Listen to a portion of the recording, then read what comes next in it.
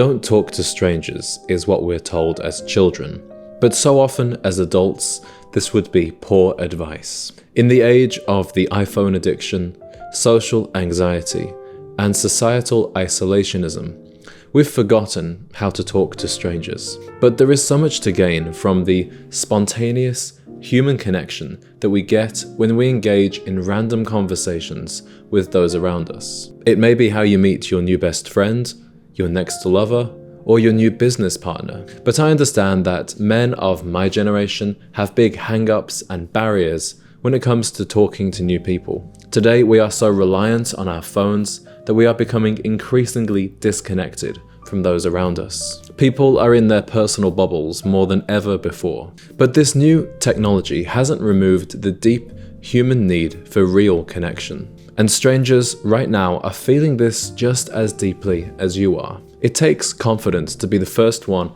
and break down that barrier to start the conversation. It's a confidence that most don't have, but I hope that with this video and with my other content, you will get the confidence to be that man who can talk and form new friendships with strangers. Talking to strangers is important because it humanizes the world and creates a stronger sense of community. The barista who serves you your morning coffee becomes much more than a human coffee machine, but a person with plans, family, and dreams. The regulars you see at the gym aren't just moving objects like the exercise machines, and your neighbor is no longer just a number and a name on the intercom machine. So let's get exactly into the where, what, and how of talking to strangers. Really, you can talk to strangers anywhere, but there are certain social settings where people are generally more open to conversation. The bar is a great place to do this. When you sit at the bar, you join a community for the night where conversations will fly between individuals and groups. I previously made a video all about how to talk to people at bars, so I'll leave this one up here and I'll move on to some other areas. You can also strike up conversations with people in coffee shops, elevators, benches, buses, and even on the sidewalk. But the right place will vary from culture to culture and from city to city. For example, talking to somebody on the sidewalk in the South or Midwest is totally normal, but in London or New York, you might be less likely to receive a positive response. If you're shy or you live in a particularly introverted culture, you can begin with people who aren't exactly strangers, but they are people that you've never spoken to before. So this could be someone who works in the same office as you, but at a different department, somebody you've seen around on the college campus, or maybe someone you see at the dog park. When selecting the right person to strike up a conversation with, look at their body language. If they have an open body language, they're smiling and looking ahead, it's like their antennae are tuned to conversation. But if somebody is hunched over their phone, wearing earphones, or crossing their arms, then maybe they're not somebody who wants to talk. Choosing somebody who is likely to be receptive to conversation is not only more likely to lead to you having a positive interaction, but it's also just common social awareness and politeness.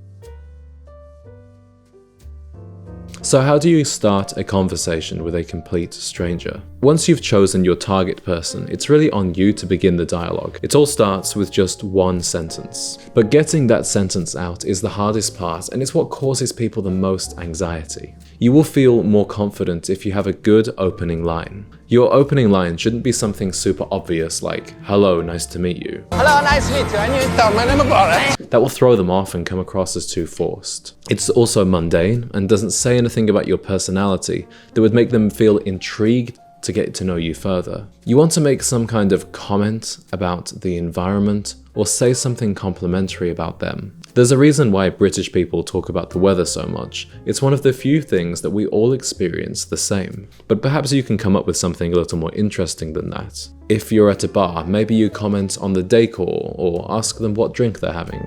Maybe they are wearing something interesting, have a tattoo or a unique accessory that you're intrigued about. And if you're on the street, you could ask them a question like, "What's a good coffee shop nearby that you could recommend?" I advise you to keep your first comment positive and speak with an uplifting tone, because nobody wants to enter a conversation that they think is about to drag their mood down. Where your conversation will likely go from that first comment is into the territory known as small talk. Small talk gets a bad name, but it's an essential part of human communication. It's a way to slowly break down barriers and win people's trust. After all, nobody wants to tell a stranger their deepest hopes, fears, and dreams. Talking to strangers is a slower process, and at first you want to understand each other on a surface level. That means talking about where they live, what they do for work, family, pets, hobbies, etc. But it's important to listen closely to what they say, because you want to listen out for things that you have in common.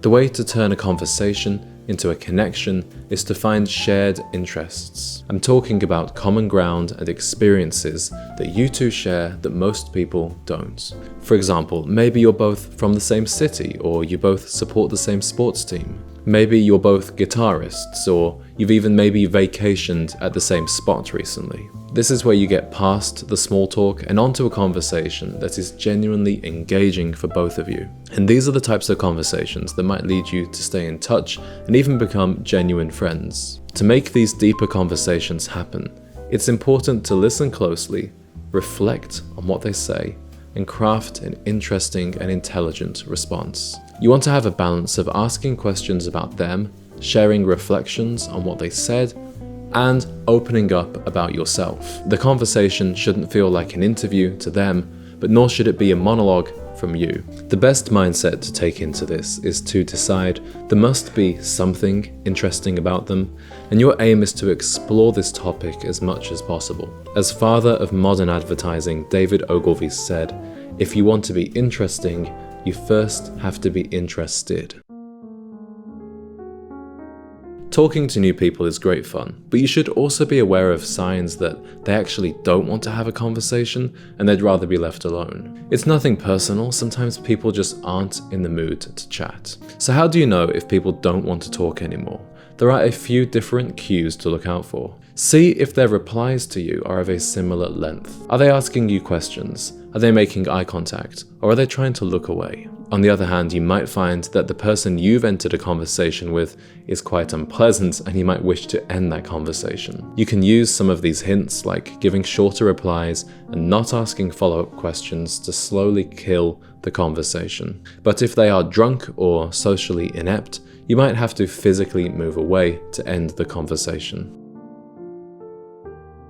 Talking to strangers might not be something that you want to do all the time, but in my opinion, it's an essential skill for a man. Not only is it going to help you socially, but also with women and in your career. And if you do enjoy it, you might find that talking to strangers becomes a habit and a natural reflex that takes no effort at all. I want to hear from you in the comments if you feel comfortable talking to strangers, and if you have any experiences of really interesting and memorable interactions that came about as a result. If you want to continue on your journey of improving your social and speaking skills, then I have the video for you. Check out this one on how to be an elegant man, which discusses not just the looks of an elegant man, but also the personality and lifestyle of elegance. I hope you enjoy that video. Thank you for watching today's one, and I'll speak with you all in the comments.